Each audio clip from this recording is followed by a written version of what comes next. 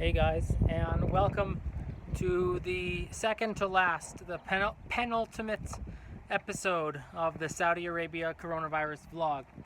If you've been watching from the beginning or if you've been following the series, thank you all for watching. There's only one episode left after this one. Today is Sunday, May 17th, and it's about 5:35 p.m. So we're about 35 minutes after curfew, and should be leaving here in a few days. Let's talk about some of the coronavirus news. Saudi Arabia hit 50,000 total cases yesterday, and today saw 2,736 more cases. Though included in that were 488 in Riyadh, 557 in Mecca, 392 in Medina, 357 in Jeddah, 286 in Dammam, 149 in Jubail, 18 in Tabuk, 81 in Taif, 51 in Khobar, and 3 here in Khamis Mushait.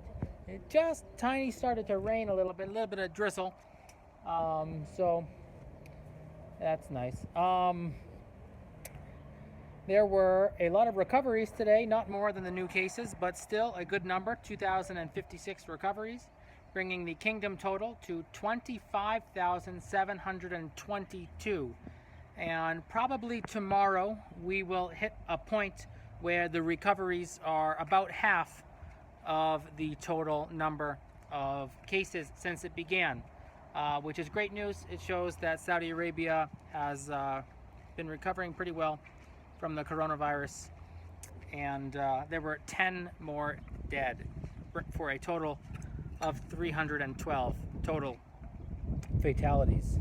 The world saw an increase of 91,000, bringing us to 4.651 million, 4,651,000, and probably a lot higher by the time you're watching this. Maybe by the last episode we will be at 5 million, but probably not. All right, so let's talk about some of the news. Saudi Arabia has officially tested more than 500,000 people. More than 500,000 people have been tested in the kingdom for COVID-19. And about 10% of them have tested positive. If we have almost 55,000 total cases and a little over 500,000 have been tested. Not sure on the exact number of testings, but 500,000 sounds pretty good. And what else do I have? They're planning on doubling, the government here is planning on doubling their COVID-19 tests to doing 36,000 every day. And that's a lot, in my opinion. That means that we're looking at about 250,000 every week. Did I do that math right? Yeah, pretty much. So about 250,000 a week, which is incredible, which would be more than a million a month for a country that has a population of residents of around 37 million. All right, what else? MSN News says that in one day in Riyadh, I'm not sure if this, in one day, we'll say in one day, not in Riyadh, in one day total, there were 3,334 curfew violations. More than half of those were in Riyadh, which saw 1,845. There were also 281 in Mecca, and the Eastern Province had 277. The article did not list how many Jeddah had, how many Medina or Aseer region or Jazan or any of the other regions. It only listed those three. I guess those are the only the big numbers. I don't really see people, not that I go out, I don't really see people breaking curfew here. In fact, it's quite quiet right now. It's only 40 minutes after curfew, and it's very quiet. And probably going to rain too, as you can see these very dark clouds. Enough about the meteorology reports. Saudi Arabia has hit, hard to believe, the number 10 in the countries with fastest internet speeds. You wouldn't know it based on the upload speeds of these YouTube videos, but apparently Saudi Arabia has some some of the world's fastest internet. And no doubt that's due in large part because they've really supposedly beefed up their internet capabilities since the coronavirus pandemic began, because so many jobs are being done remotely right now and so many people have to stay home. And you should be staying home too. Don't be like one of those fools who goes outside all the time, not wearing a mask, being reckless, not washing your hands. Don't be irresponsible. So that's pretty much all the news stories I have. Just on a personal story, I went to the bank today to cash my last paycheck, the April paycheck. I should be getting paid to my bank account in May, in theory. And there were some problems with the bank account of the company, and I have to go back tomorrow to get the money. And so I haven't converted any money, any more money from reals to US dollars yet either. When I went downtown, I wasn't there for very long, maybe 15-20 minutes total. Just drove to the bank, had problems, came back. Along the way, pretty much everything is open for business. All the stores that were closed a month ago are open again. People aren't really social distancing.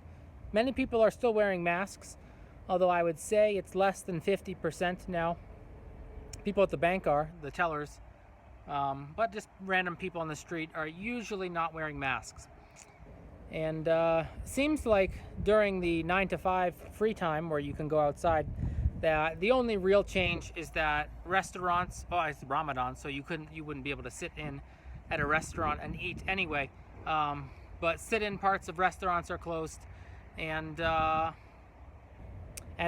there's this big triangle of turf downtown, and there aren't 200 people sitting on it anymore.